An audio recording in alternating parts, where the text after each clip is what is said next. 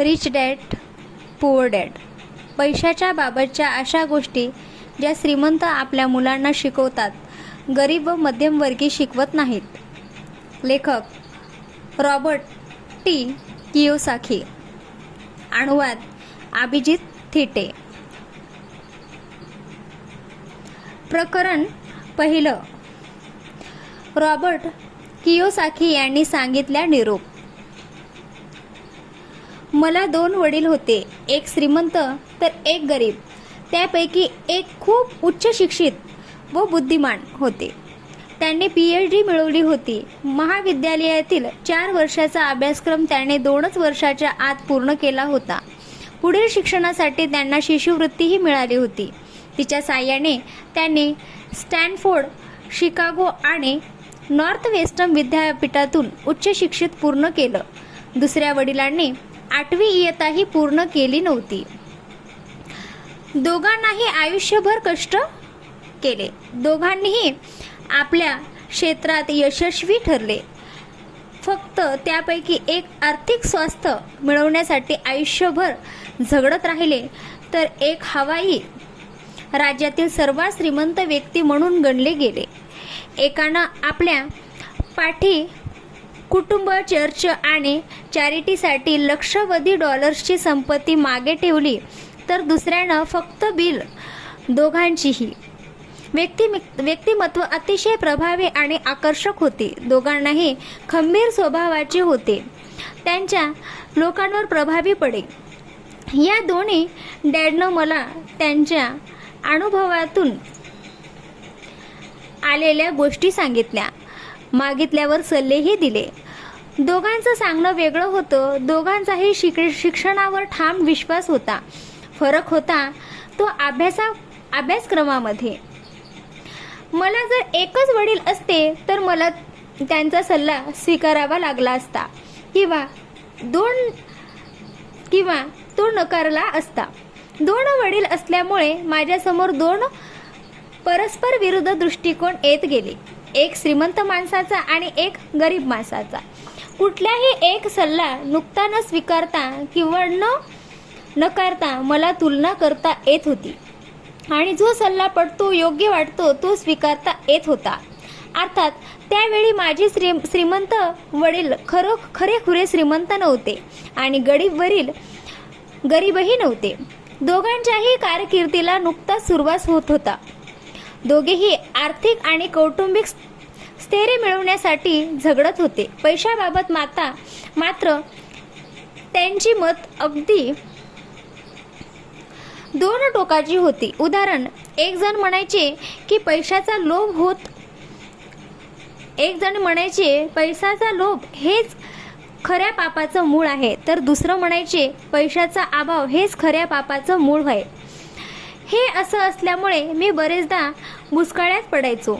एकतर हे दोन्ही वडील आपल्याला मतावर ठाम होते, ते तितकेच अभ्यासूही होते.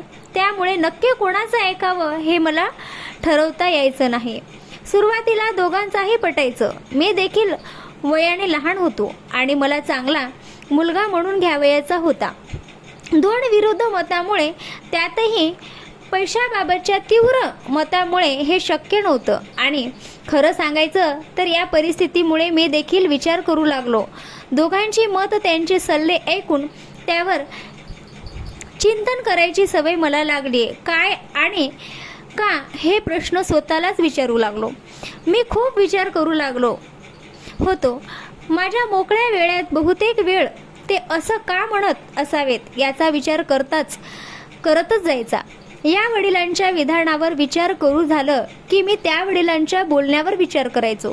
खरं तर त्याचं बरोबर आहे किंवा चूक आहे किंवा काय कळतंय त्यांना असं म्हणून झटकून टाकणंही सोपं नव्हतं. पण मला अतिशय प्रिय असणारे हे 2 वडील असल्यामुळे विचार करणं आणि शेवटी स्वतःच्या विचारांचा एक मार्ग निवडणं मला भाग पडला. निवड करणं, मत स्वीकारणं किंवा नकारणं ही मोकळीक मला भावी आयुष्यात खूप उपयुक्त ठरली. श्रीमंत अधिक श्रीमंत होतात, गरीब अधिक गरीब होतात. मध्यमवर्गीय देण्याशी कायम झगडत राहतात. याचं कारण आहे आर्थिक शिक्षणात आपल्याकडे घरात बहुतेक सारे जणे हा अतिशय महत्त्वाचा विषय आपल्याला पालकाकडून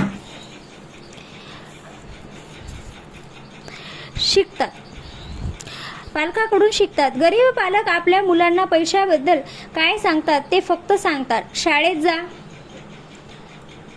भरपूर शिक. मग ते मुलंही त्यांनी सांगितल्याप्रमाणे शाळेत जातात, भरपूर अभ्यास करतात, चांगले गुण मिळवतात आणि आयुष्यात पुढे जात राहतात.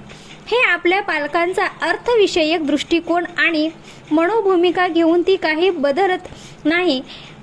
ते लहानपणीच ती शिकलेली असतात. पैशाबद्दल शाळेत शिकवलं जात नाही. शाळा कॉलेजमध्ये मुलांचं शैक्षणिक आणि व्यावसायिक कौशल्य वाढवण्यावरच भर असतो. सगळ्यात महत्त्वाचा विषय आर्थिक कौशल्य हा गृहीत धरलेला नाही. अगदी उत्तम बँकर्स किंवा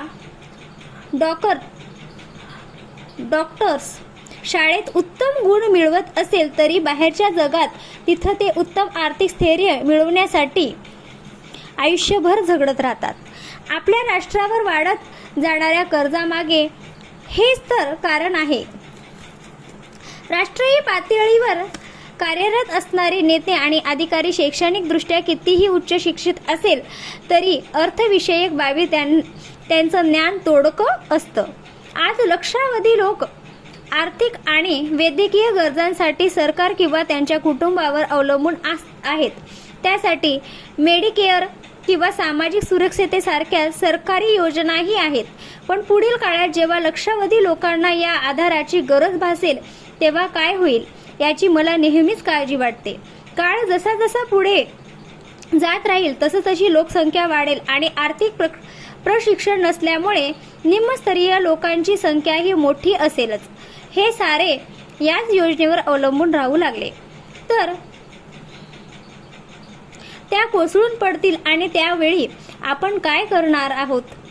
आपलं भविष्य आत्ताच पिढीवर अवलंबून आहे आणि त्यांचं अर्थविषयक शिक्षण त्यांचे पालकच करत असतील जे बहुसंख्येने गरीब आहेत तर पुढे काय होईल हे सांगायला कोणी मोठा भविष्यवेत्ता असायची गरज नाही. नशिबानं 2 प्रभावी वडील मिळाल्यामुळे मला दोघांकडून शिकता आलं. हे शिकता एखाद्या विचारांचा मान्यतेचा जीवनावर कशा प्रकारे प्रभाव पडतो हे जाणून घेता आलं. त्या विचारामागचं कारणभाव समजावून घेता आलं. उदाहरणार्थ सांगायचं तर माझे एक वडील म्हणायचे, हे विकत घेण्याची माझी काही ऐपत नाही. दुसरे वडिलांची मात्र अशा वाक्यात ना बंदी होती, ही वस्तू मला हवी आहे, मी ती मला विकत घ्यायची आहे असं ठरवून मग त्या दृष्टीनं विचार करावा, पावलं उचलावीत असा त्यांचा आग्रह असे. या 2 वाक्यामध्ये एक विधान आहे तर एकात प्रश्न दडलेला आहे. पहिलं उत्तर असेल तर मुद्दा तिथेच संपतो. उलट दुसरं उत्तर तुम्हाला विचार प्रवृत्त करतं. लवकरच श्रीमंत होऊ घातलेले माझे वडील म्हणायचे, हे विकत घेण्याची माझी ऐपत नाही. याचा खरा अर्थ आहे माझा मेंदू काम करत नाहीये. तुम्ही जेव्हा ही वस्तू मला विकत घ्यायची आहे असं ठरवता तेव्हा तुमचा मेंदू त्या दिशेने काम करायला लागतो. याचा अर्थ असाही नाही की तुम्हाला जे काही वाटते ते तुम्ही विकत घ्यावं. याचा अर्थ एवढा आहे की जगातला सर्वात शक्तिशाली संगणक तुमचा मेंदू तो उपयोगात आणा. त्याला त्या दिशेने विचार करायला प्रवृत्त करा. माझा मेंदू दिवस गणित सामर्थ्यवान होत चालला आहे कारण मी त्याचा तसा उपयोग करतो. तो जेवढा सामर्थ्यवान होईल तेवढा जास्त पैसा मी कमवीन. ही गोष्ट विकत घेण्याची माझी ऐपत नाही. हे वाक्य तुमच्या मेंदू आळशी असल्याचं लक्षण आहे असं त्याचं ठाम मत होतं. माझे हे 2 वडील प्रचंड कष्ट करत. त्यांच्यात एक मोठा फरक होता, तो म्हणजे पैशाची गोष्ट आली की एक वडील आपल्या मेंदूला डुलकी देऊ देत तर दुसरे वडील अंग झाडून कामाला लावत. त्याचाच परिणाम स्वरूप एक डॅड गरीब राहिले आणि दुसरे श्रीमंत झाले. एक माणूस नियमितपणे व्यायाम करतो आणि दुसरा सोप्यावर लोळेल टीव्ही पाहतो. तसाच हाही प्रकार योग्य व्यायामामुळे आरोग्य चांगलं राहतं, तसंच मेंदूला व्यायाम दिल्यामुळे संपत्ती चांगली राहते. वाढते आळस केला की आरोग्य आणि संपत्ती या दोन्हींचाही ऱ्हास होतो. माझ्या या दोन्ही डॅडचे विचार परस्पर विरुद्ध होते. एक डॅड म्हणायचे की श्रीमंत लोकांवर जास्तीत जास्त कर लादायला हवा, त्यातून मिळणारा पैसा गरिबांच्या कल्याणासाठी वापरता येईल. दुसरे डॅड अगदी विरोधात विचारायचे. ते म्हणायचे की पैसा निर्माण करणाऱ्या लोकांवर कर लादणं म्हणजे संपन्नता आणणाऱ्यांना शिक्षा देण्याचं आहे, शिक्षा देणेच आहे. हे अतिशय चुकीचं आहे. हे म्हणजे जो निर्माण करतो त्याला शिक्षा आणि जो काहीच करत नाही त्याला बक्षीस. एक डॅड म्हणायचे, खूप अभ्यास करा म्हणजे तुम्हाला एखाद्या चांगल्या कंपनीत चांगली नोकरी मिळेल. दुसरे डॅड म्हणायचे, खूप अभ्यास करा म्हणजे तुम्ही एखाद्या चांगल्या कंपनीचे मालक व्हाल. एक डॅड म्हणायचे, मी श्रीमंत नाही कारण मला मुलं आहेत. तर दुसरे म्हणायचे, मी श्रीमंत व्हायलाच हवं कारण मला मुलं आहेत. जेवायला बसल्यानंतर एक जण आर्थिक आणि व्यावसायिक चर्चेला प्रोत्साहन देत, तर दुसऱ्यांना ही गोष्ट अजिबात मंजूर नव्हती. एक म्हणायचे, पैसा सुरक्षित ठेव, व्यवहार सुरक्षित असावे, तर दुसरे म्हणायचे, जोखीम घ्यायला शिका. आपलं घर म्हणजे सर्वात मोठी गुंतवणूक आहे, ती सर्वोत्तर मालमत्ता आहे, असा एकच भक्कम विश्वास होता. दुसऱ्याला वाटायचं की घर म्हणजे डोक्यावरचं मोठं कर्ज आणि तुमची तीच सर्वात मोठी गुंतवणूक असेल तर त्यातून फक्त मनस्ताप मिळेल. दोन्ही डॅड आपापली बिल नियमितपणे भरत. फक्त एक जण आल्या दिवशी भरायचे तर दुसऱ्या दिवशी शेवटच्या दिवशी भरायचे. कंपनी किंवा सरकार त्यांनी आपल्या आणि आपल्या कुटुंबावर गरजाची काळजी घ्यावी असं एका डॅडला वाटे. पगारवाढ, निवृत्तीनंतर फायदे, वैद्यकीय सेवा, आजारपणाची रजा, सुट्टी आणि इतर कायद्यांबाबत ते कायम विचार करत. त्यांचे 2 काका सैन्यात होते. 20 वर्षाच्या सेवेत नंतर ते निवृत्त झाले. त्यावेळी त्यांना निवृत्ती वेतन आणि इतर भरपूर फायदे मिळत होते. त्यांना कायम कौतुक वाटायचं. विद्यापीठ असलेली मुदत ठेव योजना त्यांना आवडायची. नोकरीची सुरक्षितता आणि त्यातून मिळणारे फायदे हे त्यांना नोकरीपेक्षाही जास्त महत्त्वाचे वाटत. मी जर ही सरकारी नोकरी मनापासून केली आहे, खूप कष्ट घेतले आहे, तर नोकरीत आणि निवृत्ती मिळणाऱ्या गोष्टीवर माझा हक्कच आहे, असं त्यांचं ठाम मत होतं. या उलट दुसऱ्या डॅडच्या स्वसामर्थ्यावर विश्वास होता. माणसानं स्वावलंबी असावं त्यांना वाटायचं. ही हक्काची मानसिकता त्यांना बोचाळायची. असा विचार करत करत लोक कमजोर आणि आर्थिकदृष्ट्या कमकुवत होतात असं त्यांना वाटे. माणसानं आर्थिकदृष्ट्यांचा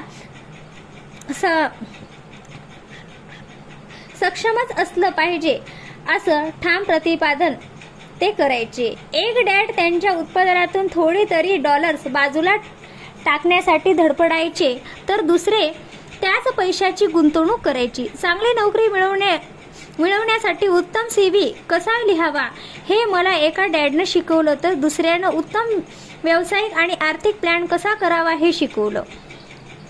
या 2 टोकाच्या मताच्या गदारोळामुळे माझा अजिबात तोटा झाला नाही, उलट फायदा झाला. मी विचार करायला शिकलो.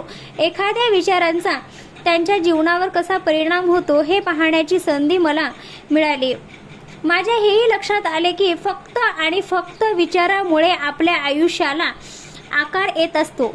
माझे गरीब डॅड नेहमी म्हणायचे की मी कधीच श्रीमंत होणार नाही आणि हे त्यांचं भाकी सत्यात उतरलं. दुसऱ्या बाजूने माझे श्रीमंत डॅड हे श्रीमंत डॅड हे मी श्रीमंत आहे असंच म्हणायचे. मी श्रीमंत आहे आणि मी श्रीमंत आहे. श्रीमंत माणसं हे असं वागत नसतात असं ते नेहमी म्हणायचे. एकदा त्यांना मोठा आर्थिक फटका बसला. ते पार कोलमडून पडायची वेळ आली होती. पण तेव्हाही ते मी श्रीमंत आहे असंच म्हणत. आर्थिक फटका बसणं आणि गरीब असणं यात मोठा फरक आहे. आर्थिक फटका तात्पुरता असतो तर गरिबी कायमची असते असं ते सांगतात. गरीब डॅड म्हणतात माझ्या दृष्टीनं पैशाला फारसं महत्त्व नाही, तर श्रीमंत डॅड म्हणतात पैसा ही शक्ती आहे. आपले विचार खूप महत्त्वाचे असतात. आपल्या जीवनाचा मार्ग तेच ठरवत असतात. असं असलं तरी विचारांची शक्ती काही मापता येत नाही, ती अनुभवता येते. मला माझे विचार मांडता येत होते. मुळात मी विचार करू लागलो होतो. त्यातून मला जाणवत होतं की माझे गरीब डॅड हे पैसा कमवत नाहीत. पैसा कमी मिळत असल्यामुळे गरीब नव्हते. त्यांचे विचार आणि तशा कृतीमुळे ते गरीब राहिले होते. तसंच विचारामुळे मला या दोन्ही डॅडचा विचारातील तफावत लक्षात येत होती. त्यांची दोन टोकाची मत आणि त्यामुळे होणारे परिणाम मी जवळून अनुभवत होतो. आता माझ्या पुढे प्रश्न होता की मी कोणाचा सल्ला मानावा, श्रीमंत डॅडचा की गरीब डॅडचा. दोघांनाही शिक्षण आणि ज्ञान या दोन्ही गोष्टीविषयी प्रचंड आदर होता. मी भरपूर शिकावं याबाबत त्यांचं दुमत नव्हतं. मतभेद होता तो कायम शिकाव याबाबत. एकाला वाटायचं की मी खूप अभ्यास करावा, पदवी मिळवावी आणि पैसा कमवण्यासाठी चांगली नोकरी करावी. मी वकील किंवा अकाउंटंट व्हावं किंवा एखाद्या बिझनेस स्कूलमध्ये MBA ला प्रवेश मिळवावा असं वाटायचं. दुसऱ्याने मला श्रीमंत होण्यासाठी अभ्यास करायला सांगितलं. पैसा म्हणजे नक्की काय आहे, पैसा कशा प्रकारे काम करतो, आपल्यासाठी तो काय करू शकेल याचा अभ्यास करायला हवा असं ते सांगायचे. मी पैसा मिळवण्यासाठी काम करत नाही, तर पैसा माझ्यासाठी काम करतात असं ते नेहमी सांगायचे. त्यामुळे मी 9 वर्षाचा होतो हे सारं अनुभवत होतो, विचार करत होतो आणि त्या विचारातून मी श्रीमंत डॅडचं ऐकावं, त्यांच्याकडून पैशाबाबतची ज्ञान मिळवावं असा निर्णय घेतला. माझ्या गरीब डॅडकडे उत्तम पदव्या होत्या, तरीही याबाबत त्यांचं न ऐकण्याचं मी ठरवलं. थोडं शहाणपण रॉबर्ट फ्रॉस्ट हे माझे आवडते कवी आहे. त्यांच्या सगळ्या कविता मला आवडतात. त्यातील द रोड नॉट टेकन ही कविता माझी सर्वात आवडती. मी ती जवळजवळ रोज वाचतो. त्यात एक सुंदर विचार आहे, तो मला आवडतो. वाट अशी जी मी न घेतली, चालत असता दिशा दूरची. अडखळलो थोडा एक दिवशी, समोर होत्या वाटा दोन, एक डावी आणि एक उजवी. थांबून थोडा पाहून गेलो, वाट एक सुंदरशी.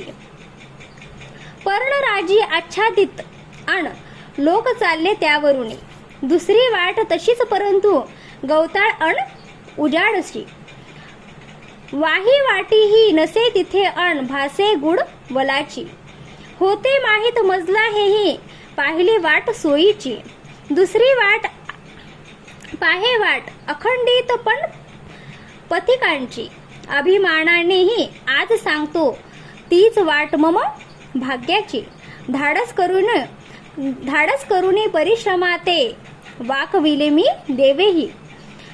मी गेली अनेक वर्षे या कवितेचे मनन करतो. माझ्या उच्च शिक्षित आणि सल्ला आणि पैशाविषयी भूमिका न स्वीकारण्याचा निर्णय खूप क्लेशदायक होता. तरीही याच निर्णयामुळे माझ्या आयुष्याला आकार आला हेही तितकंच खरं.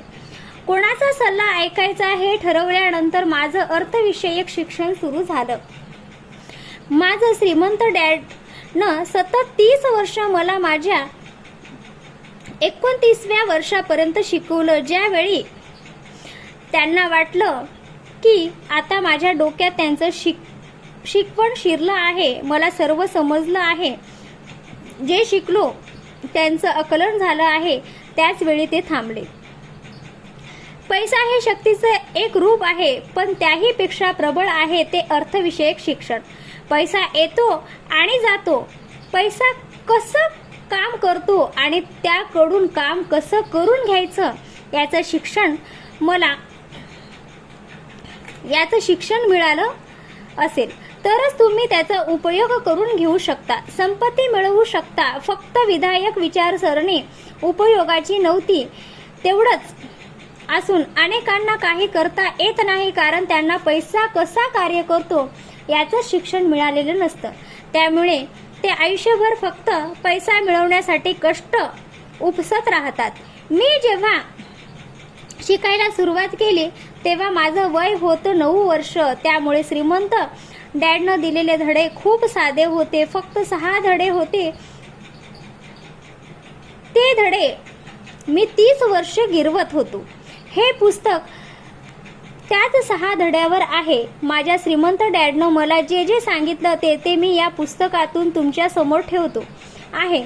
धडे म्हणजे आपल्या प्रश्नावरील उत्तर नाहीत, हे आहेत चौकातले दिशादर्शक खांब. बदलत्या आणि अनिश्चित वातावरण असलेल्या वेळी हे खांब तुम्हाला योग्य ती दिशा देतील, तुम्हाला आणि तुमच्या कुटुंबाला श्रीमंत होण्यासाठी मदत करतील. ते 6 धडे. पहिला धडा, श्रीमंत लोक पैशासाठी काम करत नाही. दुसरा धडा, अर्थसाक्षरता कशासाठी. तिसरा धडा, तुमचा उद्योग ओळखा. चौथा धडा, कराराचा इतिहास आणि कोऑपरेशन सामर्थ्य. धडा 5वा, श्रीमंत लोक पैसा निर्माण करतात. धडा 6वा, शिकण्यासाठी